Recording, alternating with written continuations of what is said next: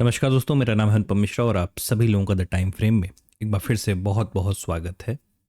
दोस्तों, शुरुआत करेंगे कुछ न्यूज़ के साथ। और जो सबसे बड़ी न्यूज़ ये है मार्केट में कि ईरान और यूएस के बीच में जो टेंशन चल रही है उसमें एक कोई डील अभी तक नहीं हो पाई। मतलब डील इस वजह से नहीं हो पाई है क्योंकि यूएस ने ऐसी ऐसी कंडीशंस रखी हैं जिसमें कि जो ईरान के पास जो यूरेनियम है वो उसको हटाना पड़ेगा।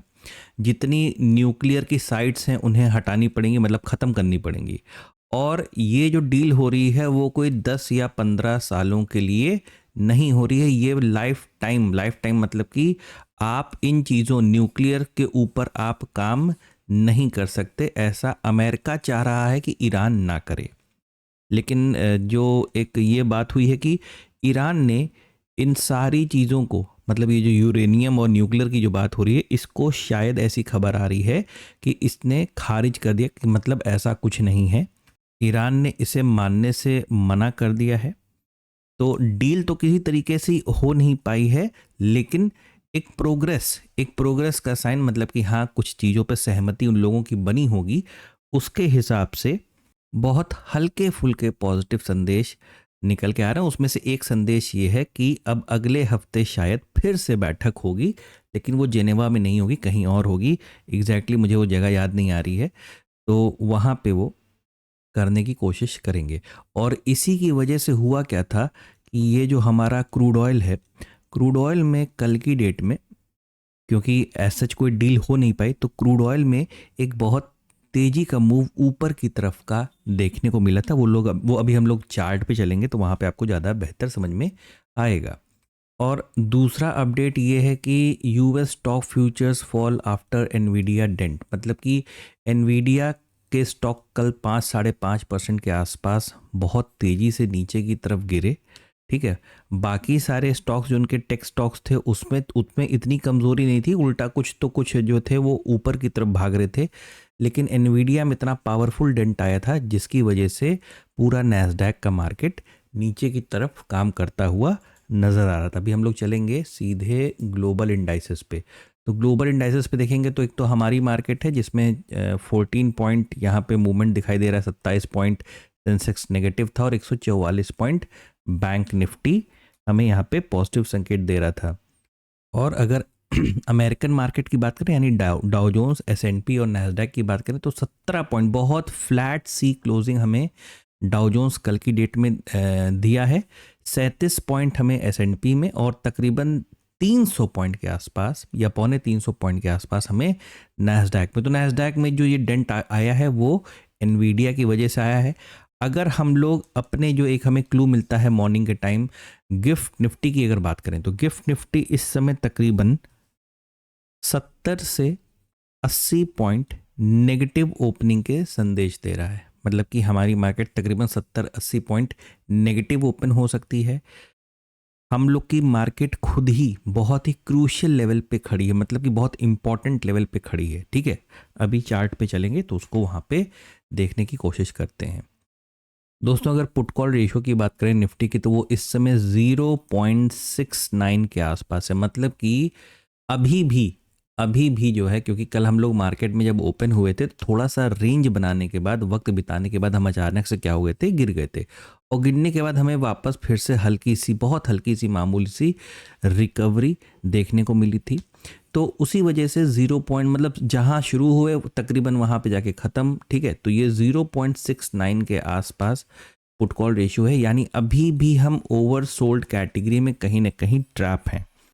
और इसी वजह से जो अभी हम लोगों ने बात की ना कि हम 70 से 80 पॉइंट नेगेटिव ओपन हो सकते हैं, लेकिन हम ओवर सोल्ड कैटेगरी में भी हैं।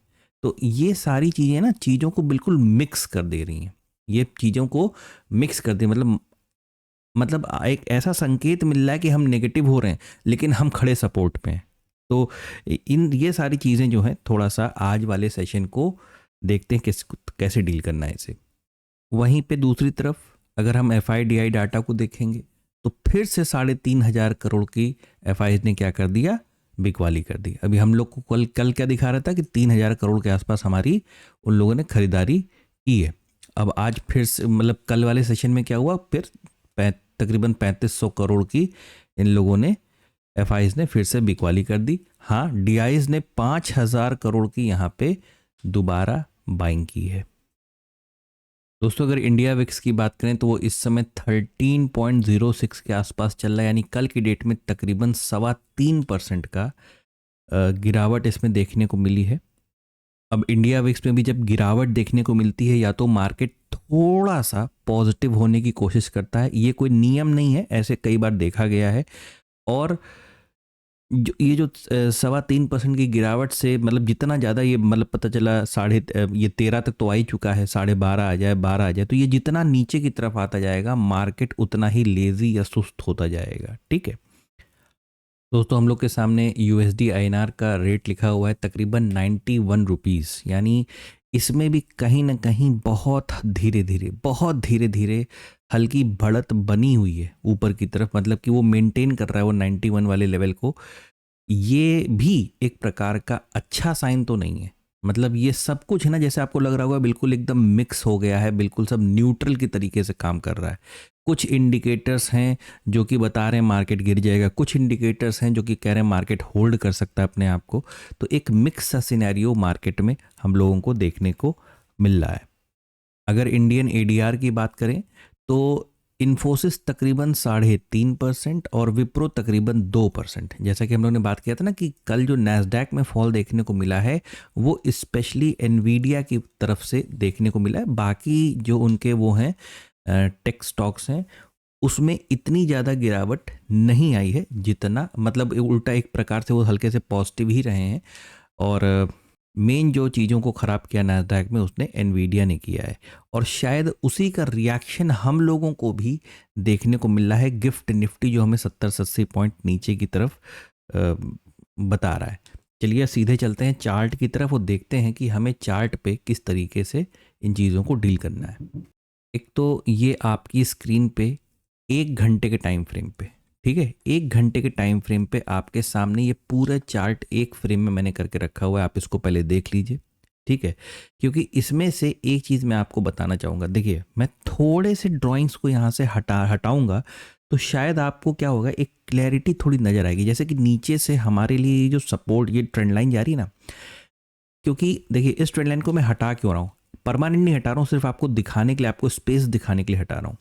इस ट्रेंड लाइन को अगर मैं थोड़े वक्त के लिए हटा दूं तो ऑलरेडी हमारे पास ये जो पूरा हिस्सा है जो कि 25,400 की रेंज है हमारी, 25,400 की, ये ऑलरेडी एक सपोर्ट के तर्ज पे काम कर रही है।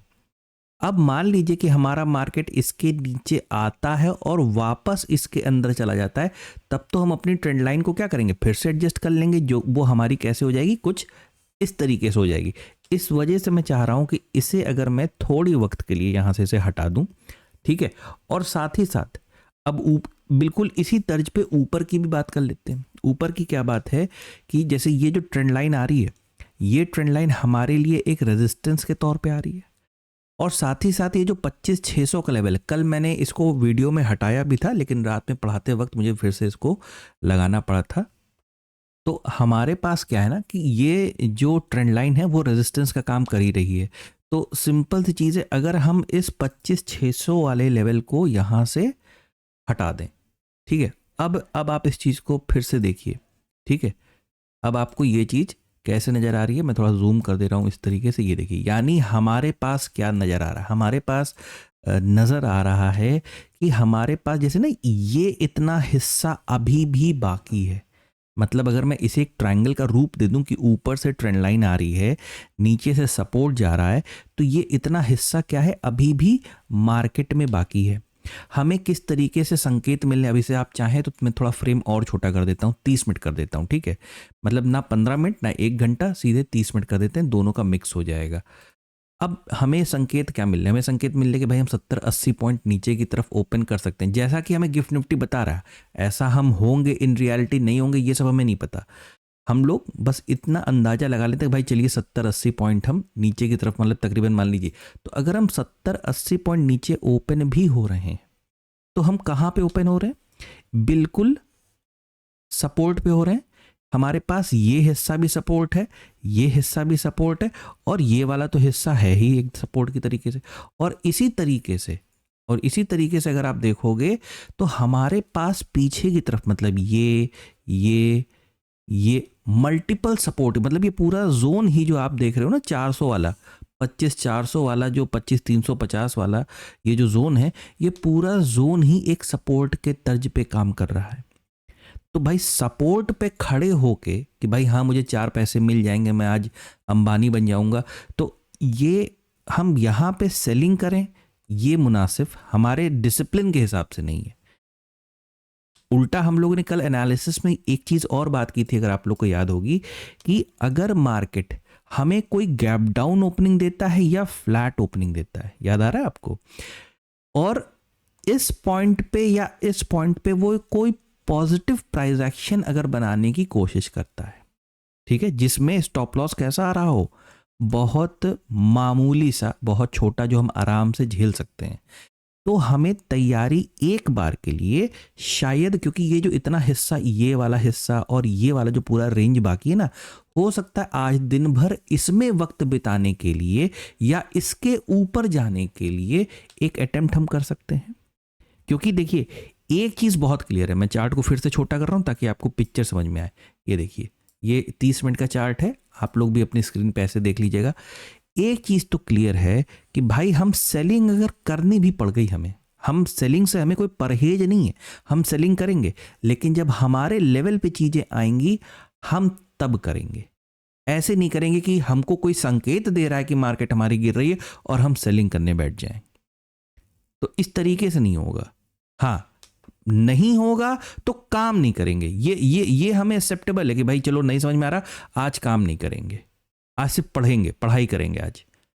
लेकिन ये नहीं करेंगे कि भाई हाँ उसने बता दिया था कि मार्केट, अब पता चला सीधे मार्केट 70-80 पॉइंट नहीं, सीधे 100 पॉइंट 120 पॉइंट और नीचे खुल गए, तो ठीक है, इतना नीचे खुलेगा तो हम पहले एक या तो रेंज का इंतजार करेंगे, या तो मार्केट अगर इस चीज को ब्रेक करता है तो वो रिटेस्ट करे, मार्केट अपने आप को प्रूफ करे कि वो क्या करवाना चाह रही है हम लोगों से, हम उसके हिसाब से काम करेंगे।